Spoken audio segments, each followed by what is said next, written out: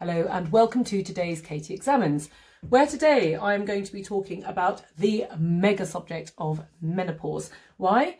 Because it comes up all the time, and what I've learned in my years working in Chinese medicine is that the menopause is an unnecessary set of horrendous symptoms which are affecting practically every single woman who's hitting that age. So talk about a subject that needs to be addressed.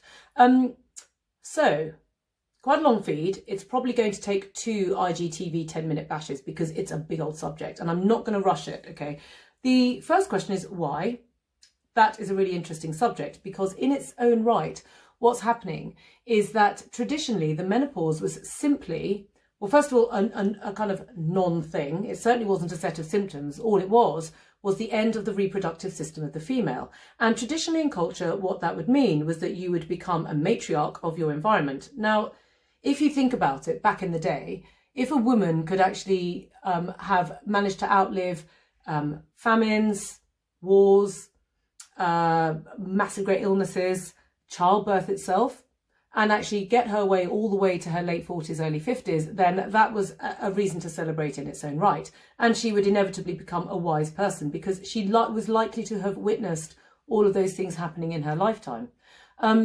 The other thing about female health is that actually if we can get ourselves to that point naturally, then the chances are you would then have quite a long sustainable life afterwards. Now, if we translate all that back into the modern day woman, what's happening is that actually if we can get ourselves successfully through our menopause symptoms and indeed have none whatsoever, then with the benefit of modern healthcare and modern life, the chances are that the female will live quite happily into her 80s, 90s, and even up to 100 years, because the female body is designed to live for an awfully long time. So if done correctly, the menopause should be the end of periods, hurrah, because they're not that great. Most women I know are not that chuffed about having them in the first place, and the beginning of the most amazingly wonderful creative process of the rest of her life, because when the female body is no longer looking to basically direct its creative energy into the creation of life force, then you can surely become quite a creative matriarch to the society that we are now living in. So that in itself is quite an interesting kind of background to this whole system. But aside from the fact that in traditional cultures, the menopause was entirely seen as a positive thing for a female, which it no longer is, the question is, why are women suffering from such extreme symptoms in our society? Because you shouldn't. The actual definition of the end of the menopause is that you simply haven't had a period for 12 months. And at that kind of defining moment, after 12 months, you should just be not having any periods. You certainly shouldn't be having these multiple symptoms of night sweats, brittle nails, dry skin, dry vaginas, hot sweats during the course of the day, onset of arthritis, osteoporosis, and a myriad of other signs and symptoms that crop up and people talk to me about in clinic all the time. Okay, why on earth is this all happening? Well, it's a really interesting thing to just before I start delving into the nuts and bolts as to why that's causing it and what we're going to do about it, because believe me, there is the most wonderful answers at that I'm going to get to, is that actually what I say to women is that one of the largest reasons as to why this is happening is because we have indeed actually inherited a man's world. And whilst we as a generation of women, and I too, in my late 40s, have inherited an equal society, the reality is it's only equal if we play by their rules in the first place. And this is not about man bashing at all, okay? I'm very blessed to have a wonderful husband in my life and surrounded by wonderful men. But if we look at society as a whole, for women to compete and have the freedom of choice that we want, it still involves us managing everything else, which is largely looking after our jobs and the domestic situation. Why is that a problem? Because actually it's exhausting. Because actually most women are just exhausted, and that has a direct impact on our kidneys, and that has a direct impact on our menstruation situation and also on our fertility and finally on our menopause, because this whole thing is connected, okay? Why else? Because actually we are not allowed biologically to behave like women. Now, female bodies and male bodies are not the same, okay? They are not. Female bodies have a monthly cycle. The male body has a 10-year cycle. It's different. And it's not to say that one is better than the other, but the world that we have inherited as women is, in order to have the kind of equality that we have experienced, that ultimately what we're looking is that our bodies have to behave in the same way. It's inconvenient for us to have periods and menstrual cycles and period pain, and we kind of soldier on, you know, we take medication and we kind of crack on. We then get pregnant, and then we have to kind of continue with work. We potentially don't get very long to actually recover from birth. And then from that, we then try to juggle our jobs and our babies and our children's lives and our own lives, and kind of keeping everything ticking over. And then there's the subject of contraception itself. Now, do not get me wrong, I am absolutely not against contraception. Of course, we women now have the right to decide when we want to have children.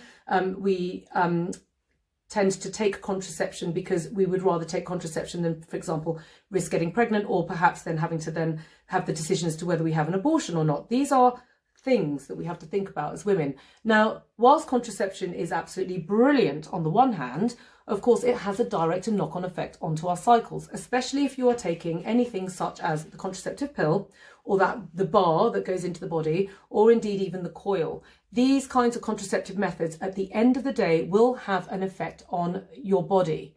Now, whilst there's reasons for that, and I understand why the reasons for that, when I'm then talking about the menopause, is what happens is that the knock-on effect of years and years and years of us kind of tampering with our systems and not allowing our bodies to behave like female bodies is that when eventually you come to the menopause problem, all of these things, it's like a little ticking bomb that's just building up and building up, or like a sand egg timer. It's just grain of sand by grain of sand. It's just kind of building until eventually the body then goes through its own natural change where the period is no longer going to be happening. And then all of a sudden you are absolutely walloped by these horrendous symptoms, which literally knock you sideways, and somehow you are expected to cope.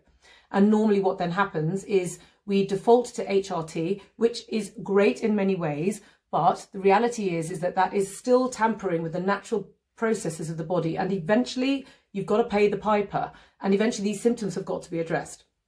So that gives you a bit of a kind of background as to kind of what's going on in the first place. But ultimately, why do these symptoms ultimately clobber us when we hit the menopause?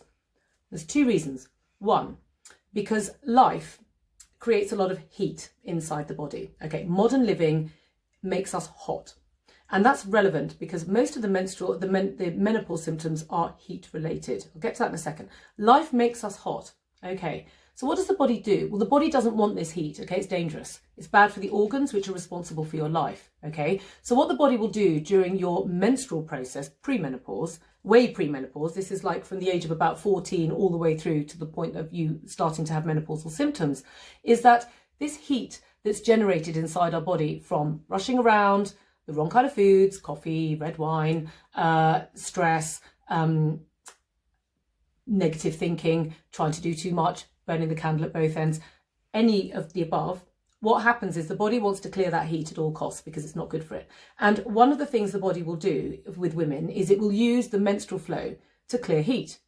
Because basically the vagina is an orifice, and the heat gets stored. The uterus is an empty space as far as the body is concerned. It's not being used for a baby. It's an evacuate situation on a monthly basis, which means the body can get rid of heat quite easily and efficiently doing that. So menstruation, when it starts to stop, what happens is that exit mechanism that the body has for clearing heat disappears because you're no longer menstruating. So what happens? Well, if lifestyle is still if that lifestyle that I was describing still creates heat, what that means is that basically the body has to get rid of that heat in other ways. And this is where some of the early onset of these symptoms will start to appear from, because suddenly you'll find yourself no longer having the period to get rid of the heat. So it's coming out via the skin, via sweating, via kind of brittleness because the heat's being kept inside the body. And so it's starting to kind of dry things up. Okay, so that's the first thing to be aware of, is that basically the menstrual flow and the menopause are completely connected. And that also indeed our lifestyle has been really dominated by men for the last 2,000 years. And it's only been in kind of the last 100, if that not even, like literally since like the 1960s, that women have even started to kind of get a look in. But until we as women of this generation are changing the playing field so that we're actually allowed to behave as women, the knock-on effect is that we're having to kind of inherit a male situation and kind of make it our own. Okay, and it's having an effect on our bodies. Right, that's the first bit. I've actually used up 10 minutes, so we're going to go to the menopause part 2, and I'm going to continue on the next feed.